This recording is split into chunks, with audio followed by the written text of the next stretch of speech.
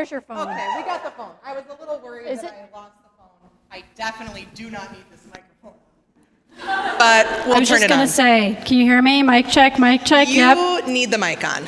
Yes. Is your phone on my phone? Theater I better mode? silence the phone. Did you listen to Max? I did not listen to Max, but Max did a great job. Thank you, Max. Thanks, Max. Max is Jordyn's husband. I married him. Where did he go? He's gone. On accident or on purpose? Always in the We're back. Not sure. Jordyn and I just both blacked out for a second over there. I don't even know what's happening right now. This is wild. Hi, I'm Jordyn. And I'm Sara, and we're both successful serial entrepreneurs who believe the world is way better with more. More women-owned businesses, more wealth, more magic, and more champagne. But before we can add more, we need to return old business ideas that are taking up too much space in our lives. Enter The Refund, our content series for folks who are looking to return old storylines, concepts, and habits that no longer serve their life in business. Each episode, we're going to cover one topic, share 3 key takeaways, and we're going to receive a refund on what is no longer fitting the bill. # no receipts required. Listen and watch The Refund on YouTube and wherever you love to listen to podcasts. The refund ultimately was started because Jordyn and I were on a walk, and Jor was like, hey, Sara, I think this would be a really cool idea. We both have started and continued most of the businesses we started, multiple different businesses, and we've worked with lots of different, mostly women in business. And there's some really major common themes that we've seen throughout our interactions with women in business. And a lot of those themes are bullshit. And we were like, we have to return this garbage. These things are stopping us from soaring after our dreams. It's stopping us from scaling. It's stopping us from trying. And that's really sad. That's not what we want, right? Like, we should be able to do all the things we want to do, and it's some of these business concepts or rules or ideas are stopping us from doing that, especially as women in business. And so we wanted to talk about the things, the ideas that we wanted to return. We wanted a refund on these concepts, no receipt required. We're just going to give them back and move on. And that's what we've been talking about in each of our episodes. And the refund branding, it's so funny, the refund branding was created at the beginning of this year in a branding course, and I didn't know what to do with it. And then when Sara and I were just talking, I was like, I already have the name and the branding's already done. So, and we had, and Sara and I have had all these conversations, and we were like, why not create a series that shares our mistakes so that you don't have to make them, that are costly, not even financially, but emotionally, mentally. Why not learn from our mistakes? We're happy to fuck up for you. And you know what I mean? And I think if we can help you make a decision so you don't have as much heartache in situations we have, we're happy to do it. So that's where the refund came from. And it's been super fun. Yeah. That's been part of it too, is if it's not fun, we're not gonna do it. As you can tell by our outfits, that was the first thing we planned. So we're like, let's make it fun, make it bold, and let's just have an honest conversation about being women in business. Yeah, and that's what we did. Jordyn sparked the little idea and we ran with it. Okay, so what are we returning today? Today we're going to return the concept that in order to build a business or go after your dream or scale or grow, you have to sacrifice. So both Jordyn and I have navigated our professional careers not feeling sacrificial. We have both felt as if the choices we were making that helped us get where we wanted to be were just that, choices. Right. I was choosing to miss out on some, air quotes, miss out on some things. I was choosing the path I chose, right, actively.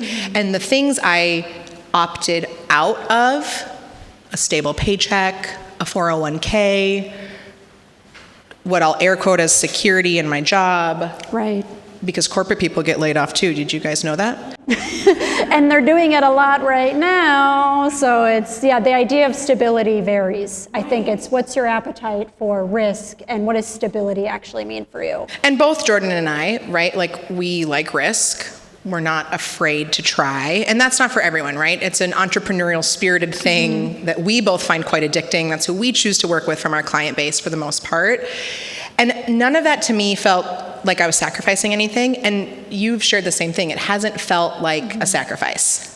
Yeah, and I think though the way you get there, and I think we'll talk about this in our stories, is you don't realize it's a sacrifice until it's too late.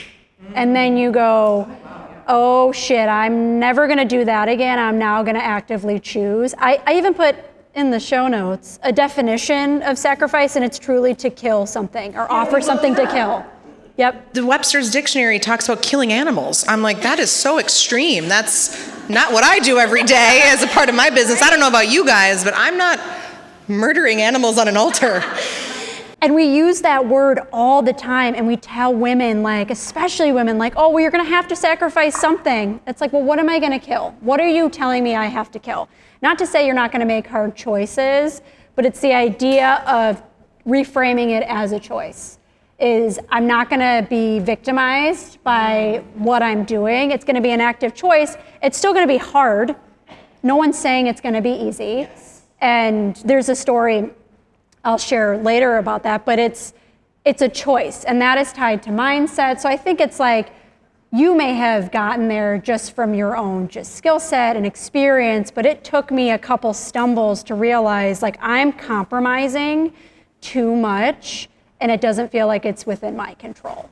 And I'm no longer gonna do that. I'm no longer gonna allow myself to be victimized or sacrificing things, when instead I'm making an active choice and I'm putting boundaries around that. But again, that takes experience, therapy. For my folks that don't go to therapy, I highly recommend. We talk a lot about therapy in these episodes. I think what you touched on that's really appealing to me in concept is control. And maybe that's something I need to therapy a little bit more. Don't we all? Have you seen the notes? How many times am I gonna talk about my show notes? Yeah. We love control, right? And so sacrifice needs a rebrand to me. Yep. And it takes a little self-awareness to realize that, oh shit, I chose this life. I picked the harder path. I said, bye-bye, stable job, see you later, bonus. I chose to opt out of those things.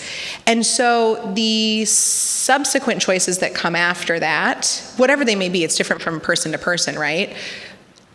Me reminding myself that those were all choices I made, and therefore I could unchoose, I could choose to shift that, has really helped me feel like the sacrifices I've made are not actually sacrifices. They're the baby steps, the stepping stones that are helping me get to what my goals are. That's why I'm sitting here today. In May, I wouldn't have even thought about this, let alone, I'm almost 5 years in business, full-time, 10 years in business since I started. That's fucking bonkers to me. And I don't look back at that time and think, God damn it, Sarah, you missed out on so much stuff. Yeah, feel bad, right? And I think in a world where they make choices for you, actively as women, from the second you come out of the womb, you have had all these choices made for you. So it's a mindset shift that all of these choices have been made for you. You've already been told all the things you need to sacrifice as a mom, a wife, a sister, daughter, whatever you are. And then you have to unchoose all those things. It's like hard to clear that. Right, but the only way you can figure that out is by having a really challenging moment or talking to people who can help you shift your mindset. And it's those red flags you start to see where you're unhappy or your physical health is suffering or whatever it is that's a red flag for you to realize that these choices are being made for me by people that maybe aren't in the best interest of me and are benefiting. And that I think is applicable across the board. Whether you're in business, just being a woman in general, I think all these choices are made for you. And you don't even realize it until you kind of shift your mindset and start taking some power back. And yeah, you look at me as I'm like, power, yeah. And we see this everywhere. It's not just in business, it's in our political system, it's in a lot of systems that we see every day. But I think you can start with your business because you own that and you get to decide which direction it goes. Yeah, I think I love how you just said taking your power back. Hot damn. That's good. I put on a power turtleneck and What's felt like, tell me maybe something that like on the surface somebody would think is sacrificial, but you maybe didn't feel like it was a sacrifice, or maybe you needed to reframe that sacrifice. Yeah. And which one was it? Did you feel like it was a sacrifice, or did you feel like you needed to reframe? How did it feel? Yeah, so I feel like the best example of this was a sacrifice I was making. So I sacrificed my intuition and my value for money. And I think we've all been there. We take something because we need the transaction, we need the check, we need the revenue, and that actually happened in 2020. So if I take a step back, prior to 2020, I was running my jewelry business called Men Jewelry. If you haven't heard, my VIPs get free earrings, enjoy them. But I had been running my jewelry business for 2 years, and I was an anomaly in the venture capital space. I had angel investors who truly put the angel in investing. They were like business parents. They gave me $200,000 to run a jewelry business. So At what age? 23. 23. That is so badass. I feel so old and tired. That is really funny. My two best friends are here. Just ask them what I was doing at 23. Right. It's just, in retrospect, I got my MBA truly in that experience of 2 years. But in those 2 years, if I wasn't working, the business wasn't working. So I was doing everything. I was designing product, building my website, sending out emails. I was doing 50 plus events, a year. There's 52 weeks in a year. So you can guess that that's every single weekend of my life I am working. I'm flying to Tucson to negotiate materials with the Gem Show, which if you haven't been, it's so fun. I would sit down with my vendors, maybe over a glass of whiskey. They were mostly men. And I'd have to negotiate to have them give me, this gemstone for 50 cents cheaper, else I'm not gonna buy. And then I traveled to New York Now, where you and I went, and that's how we met Adriana Carrig, who started the Little Words Project. We did an episode with her that's gonna release tomorrow. It's so good about self-funding. I did so much, and then at the end of every month, I would have to sit in front of my business partners, pull out my profit and loss, and say, here's where your money went, and here's where it's going. And I had to go line by line with them. Again, I'm 23 years old. I did this for 2 years. I had a partnership with Nordstrom. I had a store at Mall of America. I scaled my business from doing it into my apartment, making $5,000 a year, to a 6-figure business in 2 years. It was the wildest 2 years of my life, and it was transformative. And then this tiny little thing happened in 2020 called a global pandemic. Did anyone else get fucked up with? Anybody here? Yeah. You know what we're talking about? Yeah. Anybody hear about this good old pandy? And one of my favorite comedians calls it the pandy wandy, and I can't take that. It's so funny, and I just love that he made it childish. But honestly, we've talked about this in another episode, like the trauma laughter that just collectively happens in the room. We all just felt that. We hurt. We're all, in 20 years, the repressed communal emotions that we've all suffered through will emerge in like hormonal acne. I don't know, but we've clearly all just had a trauma laugh. We've all had a trauma laugh. I was just gonna say, I went darker. I was like, oh, the purge is gonna happen in 20 years. I was just gonna say that's gonna happen. So then I don't want to talk about it, but so 2020 hit. I decided I don't want to take any more venture capital because I don't want to accrue any more debt in the business, and I don't want to give up majority equity. It was important that I own majority of my business. And also the salary was the most expensive part of my venture capital. I was paying myself $50,000 a year, which was about $38,000 after taxes, health insurance. I was making less than what I was straight out of college. So that was a compromise I had made to run my business. So where the sacrifice comes in, I just needed to set the stage there, is so 2020 hit, and I felt like, and this is so sad to say out loud, but I felt like I had no skills. I felt like I was scaling back my business, which was the right decision to make, because in a luxury jewelry brand during the pandemic, I would have suffered. I would have maybe been out of business trying to take a salary. But I felt like I had no skills. I kept hearing entrepreneurs are not hireable, they're just difficult to work with. So then I started freelancing. And I just have to pause here. please do, so I can sip water. Have some water. This blows my mind as an outsider looking in, seeing you hustle. You slid into my DMs. That's how we met. She slid into my DMs early on in Mend. And you were like, hey, I'm not crazy. I think we should grab drinks. And we had drinks at the Hewing. We did. Yep. Was I pregnant or was I? It was dry January. Dry January. I don't know. As a pregnant human that would really like a drink, I don't know why I chose that, but good for me, I guess. Dry January. So we had a drink at the Hewing, and you were just so impressive. And I followed you closely, and we were at a lot of the same events. Yep. And as a third party looking at Jordyn's experience, being on the sidelines of watching Mend happen and grow, and then hearing her firsthand experience, my mind is blown. Because I looked at you and thought, holy shit, you have it together. This woman has this secret sauce, this fierce personality, this ability to just thrive. How do I get that? Oh my God, you're gonna make me cry. Oh, I'm gonna cry soon too.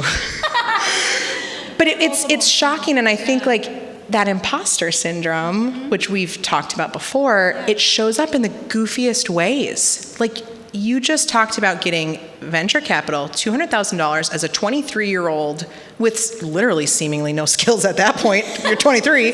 College degree and but you were so impressive that you were able to secure all these things, and still, that wasn't enough. Yeah, I had felt like I failed the business, and pandemic hit, and it was a time of scarcity. So I started freelancing at a very low hourly rate, and I just was taking, and again, it was a time where you took whatever business you could get. I needed to supplement my income, and I didn't know how, because I didn't think I was hireable, and I didn't think anybody would want my services.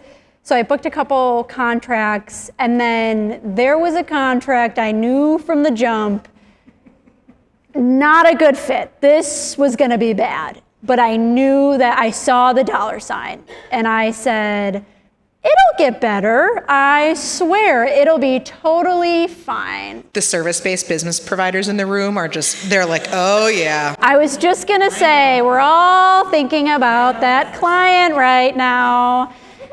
And I knew it wasn't a good fit from the start, but in my mind, I needed the revenue because it felt scarce. And I knew it wasn't a good fit based on how this person treated their team. I saw the way they treated their team. I saw the graveyard of their employees, and I saw how much they did not value the work that I did.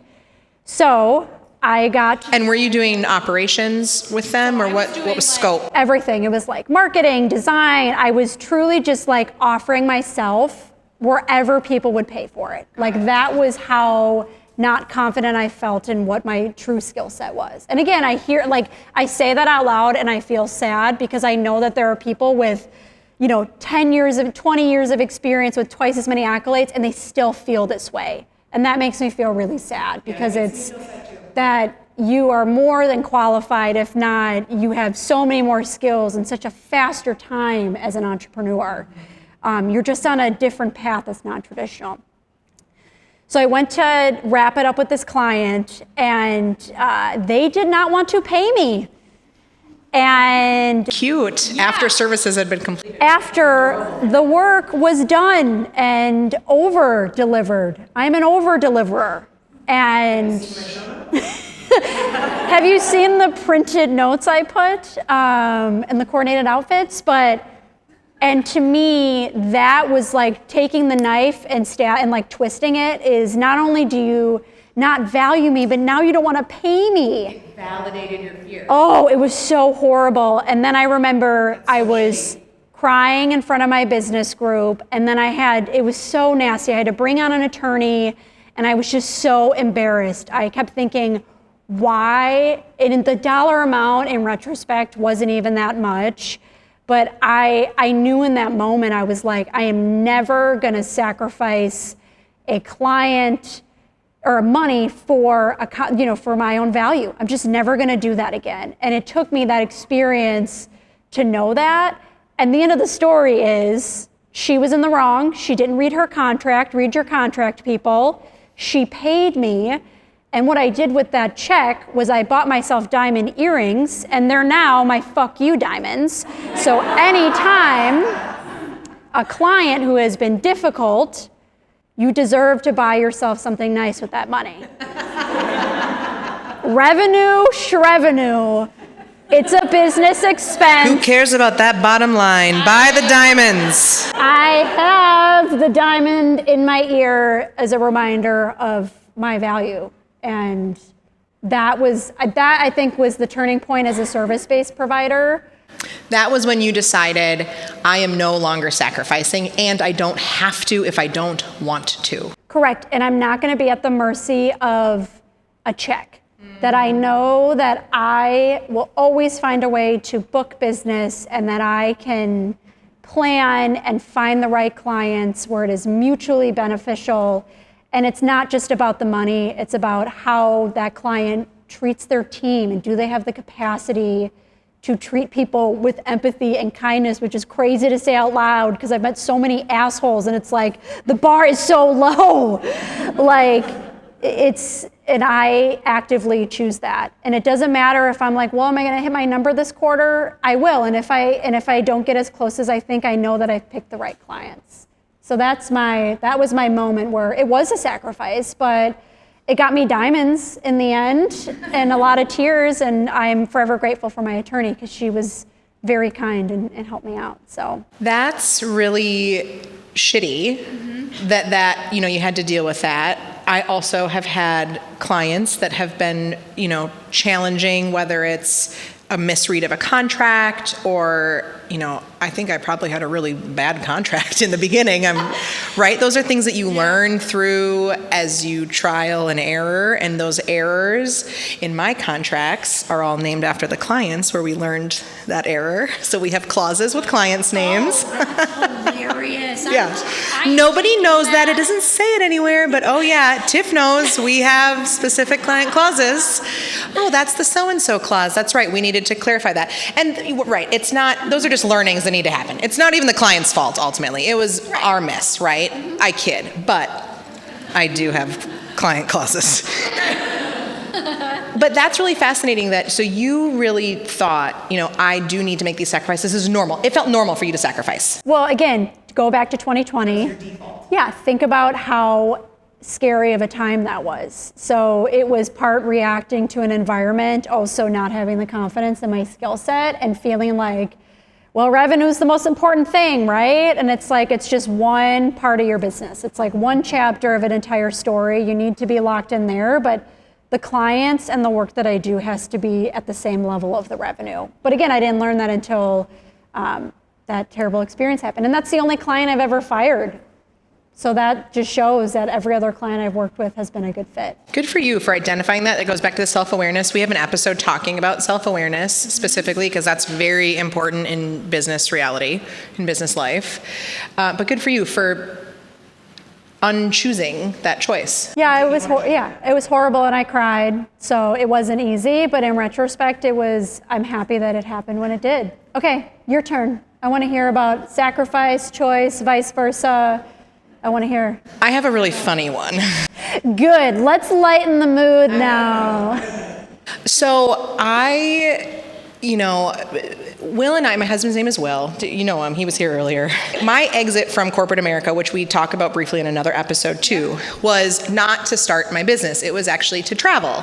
And we planned to travel and be away from work. It was always the plan to be gone for about 2 years. And making an income was not a part of that equation. We had planned and budgeted to just be able to be gone and spend the money that we had saved. And that took a lot of years of planning in which I did none of and my husband did all of. Because when he brought it up, I was like, I'm gonna go pack my bag, we're going tomorrow. I was just ready to go. I'll wing it. I don't need show notes, but I appreciate the show note. Yes, we're both opposites in that regard. So I respect Will in that regard, but you're very much like my husband. You're like, let's go. I will say though too, the concept of traveling and saving is so funny now because I feel like it's so normalized to be a traveling remote kind of nomad. Like the world has shifted where you could do that tomorrow if you wanted. Yes, I would like to.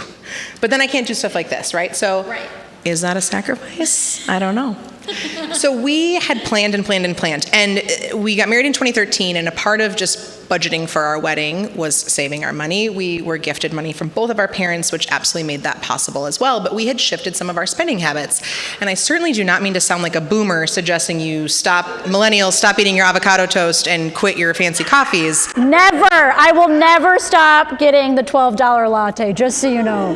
Okay, I just really feel like that. When they come for me, I'm on the top. when they come for my coffee, I'm like, Earl, you don't know what the fuck you're talking about, man. It is not going to help you buy a house right now. So I'm like, yeah, you think coffee's the problem? But honestly, we would still go out, but we would have one drink instead of 3 to 10. And we would, if you know my husband, or me at 23, or me unpregnant, or, we would have lunch, we'd bring lunch from home. Dumb little things that over a period of 2 years add up. Mm-hmm. It really adds up. It's the small stuff. I also had a very fantastic secure job where I was making good money. I didn't have kids. I didn't have a mortgage. So we were able to kind of shell away all this cash to be gone. And that just felt normal to me. It didn't feel weird to me because I was going after this big trip. Like, I really wanted that. That was more important than what I wasn't buying. What that was buying me, what saving was buying me, was way more important to me than buying the other stuff. So it never felt sacrificial. And I think that laid a pretty solid foundation for my mindset shift of when I came back from being abroad. We had no money. We had spent it all. And I had made some money in my business, I think like $10,000 over 2 years. So we're not talking living expenses covered. But that was like a strong foundation. And I had this lineup of clients pinging me for very underpriced services, as one starts to do when they feel impostery about their service prices and their model and their capabilities. And I was like, I think I can do this. I can continue on my business. I understand what air quote sacrifice is. And it never felt like sacrifice. It felt like me taking the steps in the right direction to get me where I want to go. So my funny story is, if you have been following me on Instagram for a while, you might remember when I first moved back from being abroad, we were gifted a car by a friend who was like, these two need help. These two have been traveling all over the place. They have no money. I have a 90 whatever Saturn just sitting out back. You guys can have it. So they transferred the title, our friend Nat, who also was a traveler. If anyone's done extensive traveling, you make these friends, like Nat got it. Like, people get it, and then other people are like, you backpacked for 2 years? Like, yeah, that's where I learned not to wash my hair. And look at me now. So it's like, I'm jealous. Yeah. Very jealous. So it bought me a lot of great things. Think of how much money I save on shampoo. Like, it's all lovely. Anyway, travelers just get it. So sorry if you're not a traveler, but travelers just get it. He's like, I got to help these kids out. They need a car. So he gifted us this Saturn. And it was a manual, no air conditioning, no power steering beater of a vehicle. I don't know if we say beater, but it was a bad car. Yeah. It was a lemon. Do we say that? I don't know. Yeah, it was not a nice car. AC is bad. That's and bad. It was summer. We came back in the summer. And so conveniently, my husband's like, I never learned how to drive a stick. It's yours. And I'm like, I'm going to client meetings trying to tell these people to pay me like $700 to do something that's way more than $700. And I'm getting out of this car just pit stained. How are you supposed to turn left without power steering I don't even know how I finagled that. So I remember, if you guys, I don't know if Instagram still has an archive from 20 whatever that was, of me so then I'm at a left turn, no power steering, stick shift, and Instagramming myself in this car. And I definitely was mad at Will about it, but it was it was funny. That feels fair to be right. I'm mad at Will about something that's going to happen in 20 minutes that has nothing to do with him. So it's like, I don't know why that felt. It was just like so funny to me. And I was like, you know what? fuck it. I don't need that nice, my Nissan is out there. She's looking real rough. I love her. It doesn't feel like a sacrifice to me that I'm not buying a new fancy car. It doesn't feel like a sacrifice to me that I drove that shitty ass Saturn. I kind of miss it. We donated it. We got a write-off. That's so nice. Wait, it was still working when you donated it? Yeah, I feel bad for the kid that has to drive it next, but yeah. We donated to NPR. They have a great donation maybe they'll sponsor us. They have a fantastic donation program. If you're interested, you can donate your unwanted vehicles to NPR, and you get a write-off, and you get like a membership to, I don't know, the Parks and Rec Board or something. But it felt like, I think in a space where oftentimes you can feel a little keeping up with the Jonesy. Oh, 100%. Yeah, Instagram is the worst. It makes you feel terrible. Sometimes I'm like, I can't go on this. I'm feeling bad. And I think one of my superpowers might be like, I think I just have blinders on of that. Like, I just am like, oh, well, good for you for your new car. I have this Saturn over here. She's fine, you know? But I specifically remember just like sweating my ass off, just pit stains everywhere. I had the nicest arms I've ever had in my entire life, which still wasn't very nice. And it just didn't feel like sacrifice. It felt like, okay, I'm choosing this. I could make a couple phone calls and beg some people to hire me back on in a full-time position, and my bonus would buy me a new car. But also though, that's not what you value. There's nothing wrong with having a nice car. It's like you care about travel or like whatever it is. I'm gonna have a nice yacht. So I'm not talking about not spending money. Let's clarify. I like the diamond earrings. It's just like cars aren't my thing, so it didn't bother me. And I think that would really stop people. I think some people today are choosing not to start a business, are choosing not to go all in, or are afraid. Maybe it's not even a choice. Maybe it's imposter syndrome or fear or things that they don't even know these other forces making the choices for them. Correct. That they're unwilling. They're like, I can't sacrifice my lifestyle. I like my HBO subscription. I like my $7. My coffee this morning was $6 some. Like, that feels low for me. are you a really bougie coffee drinker? No, okay. I just remember when my black coffee from Starbucks was $1.80. Like, does anyone, am I crazy? I got $1.80 coffee. Really? Yeah, well, maybe it was with my discount, but anyway, yeah. I think just like going back to that values piece, it's, whatever you care about is what you care about. There's not gonna be markers that define if you're a successful business. Like, it's just not important. The successful business is that you enjoy the work you're doing, you're running a healthy and profitable business, and that it's aligning with your values. Who cares? If you care about having a nice car, that's great. But as long as there are ways that you can do that and run a business. 100%. And there are. You guys have a nice car. Yeah, but that's all my husband. You think I'm a terrible driver. I feel like our insurance went up $12,000 because I had a parked car. Like, you hit a parked car? I did. Okay. It was not my fault. Of course it wasn't your fault. Should have heard my video to the insurance person. It was horrible. Anyways, but yeah, I just don't care about that stuff. That's not important to me. Right. But yeah, I think that it's so hard not to fall into that comparison trap. And again, it's like a choice, and you have to be able. But that's a practice. Like it feels so good to be like, feel bad for me. I'm suffering in my business. Like it does. Sometimes you work really fucking hard, and you're like, why am I doing this? And then I think about like. A sacrifice for me is having a ceiling at a corporate job. That's selling me a ceiling, that's selling me a chandelier in my little office and saying, this is what we think you can do. So to me, anytime I find myself like kind of spiraling and like feeling really tired or not booking business, I think about like, well, I worked for myself and I am creating this own business, and I get to leave this legacy for the people in my life, my nieces, the future kids that I have. Like, that's more important to me than climbing a corporate ladder. Like, that sacrifice is worth it. And again, that's not for everybody. You could have a really successful career in a corporate structure and find that it would be way too much of a sacrifice to always be on and run a business. Like, it's your choice. But to me, the sacrifice was having a ceiling over me. No one will make my ceiling except for me, and there is never, ever gonna be a ceiling. And I have to remind myself that even on the hard days. Can I pivot us a little? Love a pivot. Love a pivot. I don't know if it's on the agenda. I think it probably is. We'll find out. I think one other sacrifice that's very present to me right now. Oh yeah. This is on the notes. This is on the notes. Okay, good. I can pivot us. I'm appropriately pivoting. Is one thing I really want to return, and this is kind of sad, but you can build a business and build a family at the same time.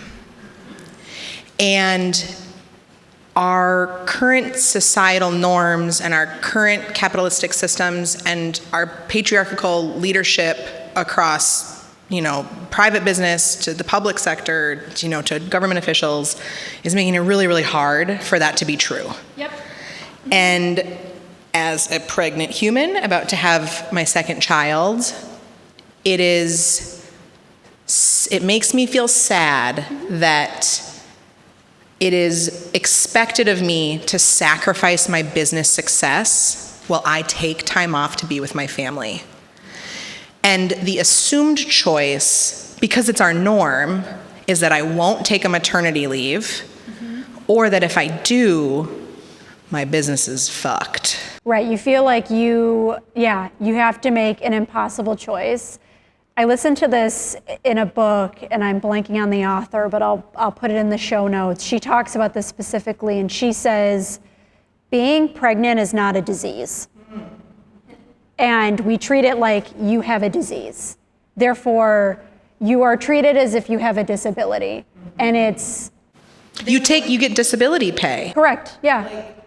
I just did the most, literally, I'm a magical human. Anyone that chooses to birth a baby is a magical human, but you're literally the only reason you're here is to procreate and have babies. You get that, right? From a biological standpoint, your makeup. I'm not talking about the rest of it. I was like, we are worth way more than that. No. We are way more than that. But what I'm saying is that's the most natural, most normal thing. Right? It's not a disease. It is. I have the body parts to do this on purpose. I grow a new organ to support this. What the fuck? That is not a problem. That is not a disability. That is not a disease. That is the most normal thing for me to do if that's what I want to do. If that's what you want to do. It doesn't get any more basic, animalistic than that. Right, and it should not be devastating to your career. It should not be devastating to your business. And there are just and the pandemic has just crushed women's careers. There are so many more women that are not going back to work because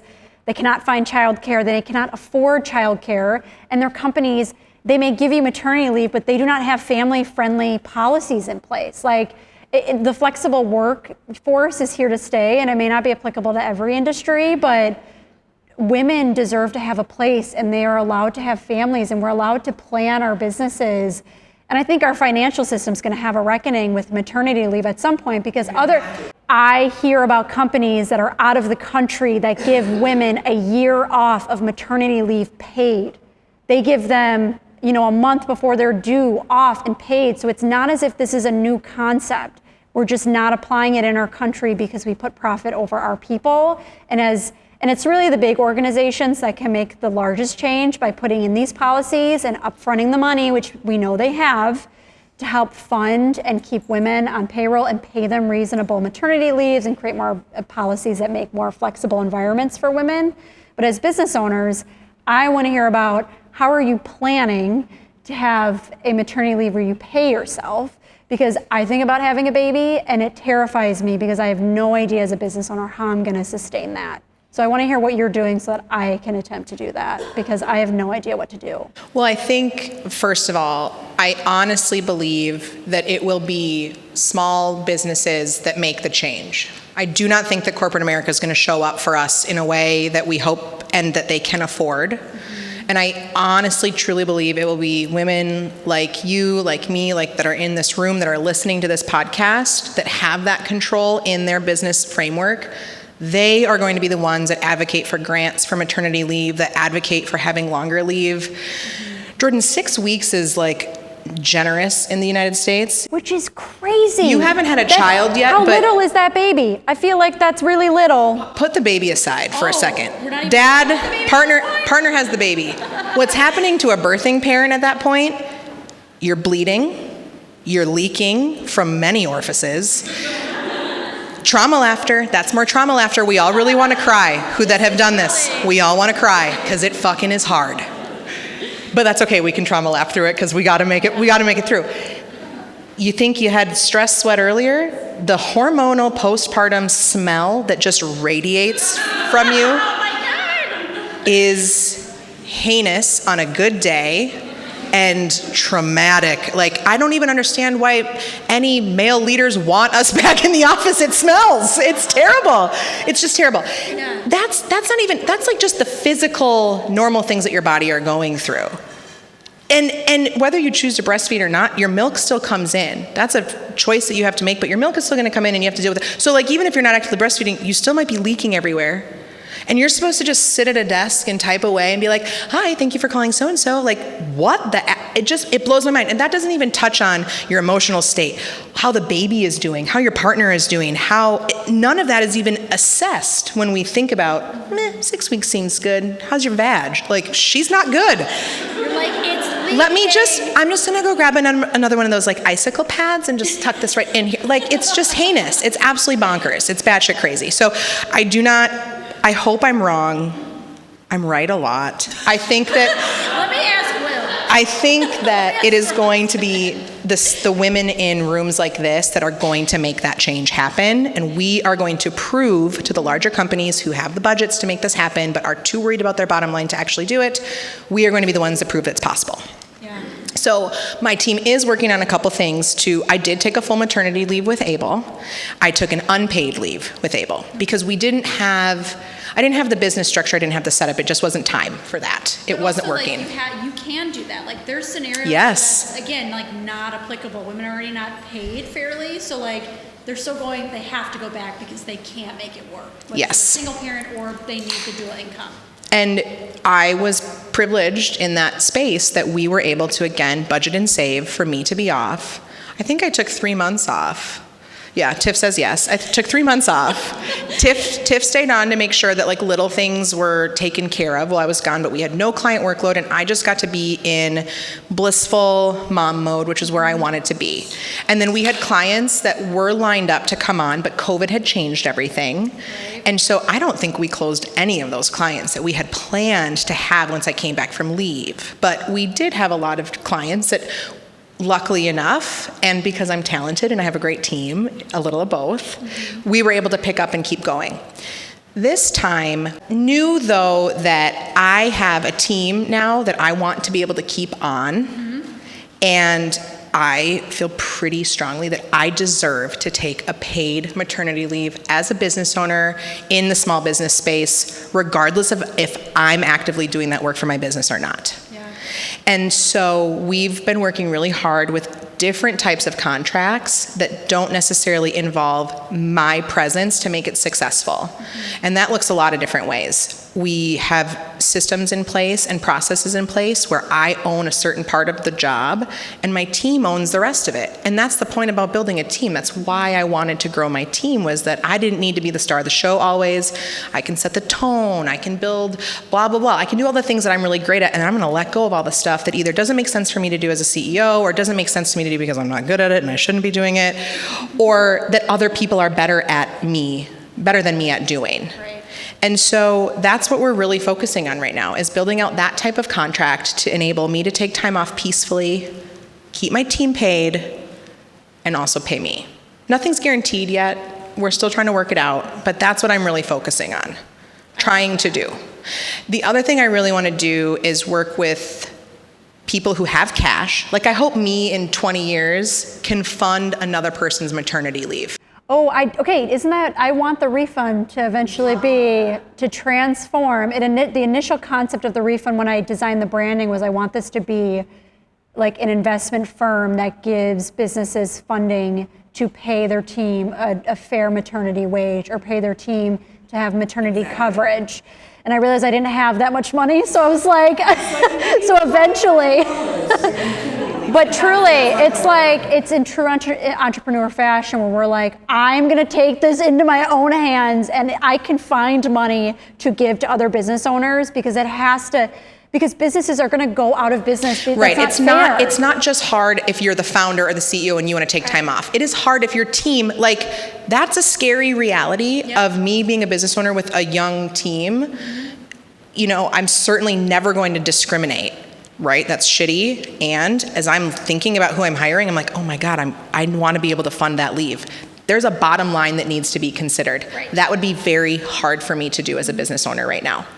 And so how do we not only help the women that deserve to take the time off, but also help the women or men who are running small businesses who have women who or birthing parents that need to take the time off? How do we support them? Right. This doesn't have to be a sacrifice. You can do both. You can do both, and we should be able to do both. And it's not easy enough, and I swear it's going to be my mission to make it a little bit easier. And I think there's smart enough people in the world that are working on solutions for it. But I can't be the smartest one. Somebody way smarter than me needs to figure this That's how out. I feel. I'm like, I know, and there's so many grant programs that exist, and I think the tide is turning, but it's hard. It's really hard, and we cannot blame the small business owners if they can't offer you a maternity leave, because it's hard. It's hard to afford that, to hit your bottom line, or to compensate them fairly. But it's super important, and as someone who wants to have a baby, like, I admire what you're doing and saying I deserve a maternity leave paid for the successful business that I've grown, and I'm gonna try and do the same. I'll coach you through it. I'll tell you I'll fuck up for you. Great, and I can't wait to start leaking after my first 6 weeks. There's a lot of leaking.